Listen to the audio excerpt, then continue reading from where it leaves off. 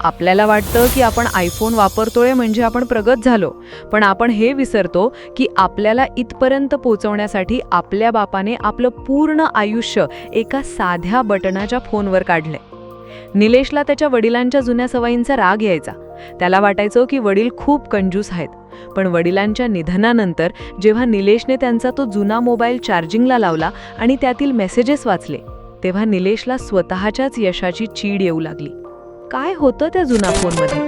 आजची ही कथा प्रत्येक मुलाने डोळे उघडून ऐकायला हवी.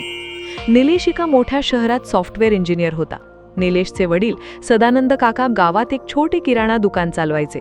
निलेशने जेव्हा जेव्हा वडिलांना नवीन टचस्क्रीन फोन घेण्याचा आग्रह केला, तेव्हा सदानंद काका म्हणायचे, अरे कशाला उगाच खर्च, माझा हा बटणाचा फोन चांगला चालतोय की, मला फक्त तुझा आवाज ऐकायचा असतो, त्यासाठी हा पुरेसा आहे. निलेशला त्यांचं हे वागणं कंजूषपणा वाटायचं.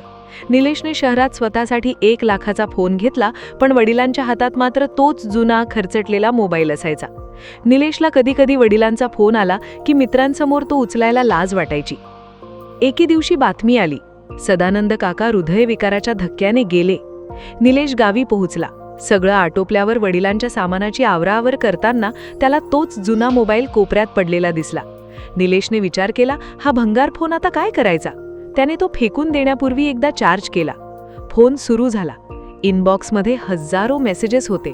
निलेशने ते वाचायला सुरुवात केली आणि त्याच्या डोळ्यातून घळाघळा पाणी वाहू लागलं. पहिला मेसेज 5 वर्षांपूर्वीचा होता, बँकेकडून आलेला.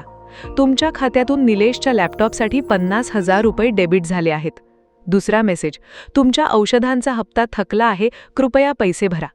सदानंद काका स्वतःची औषधं टाळायचे, पण निलेशच्या शिक्षणासाठी आणि सुखासाठी दर महिना पैसे पाठवायचे.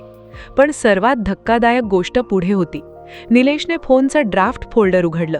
त्यात वडिलांनी न पाठवलेले मेसेजेस होते, जे त्यांनी टाईप केले होते, पण निलेशला त्रास नको म्हणून कधीच पाठवले नाहीत. एका ड्राफ्टमध्ये लिहिलं होतं, निलेश बाळा, आज तुझा वाढदिवस आहे. खूप इच्छा होती तुला फोन करून गाणं गाण्याची, पण तुझा मोठा फोन आहे. तुला माझ्या जुन्या फोनचा आवाज आवडत नाही, म्हणून फक्त मनातच आशीर्वाद देतोय. सुखी रहा. दुसऱ्या एका मेसेजमध्ये होतं, आज दुकानात खूप गर्दी होती, पाय खूप दुखतायत. तुला फोन करणार होतो, पण आठवलं की तू मीटिंगमध्ये असशील.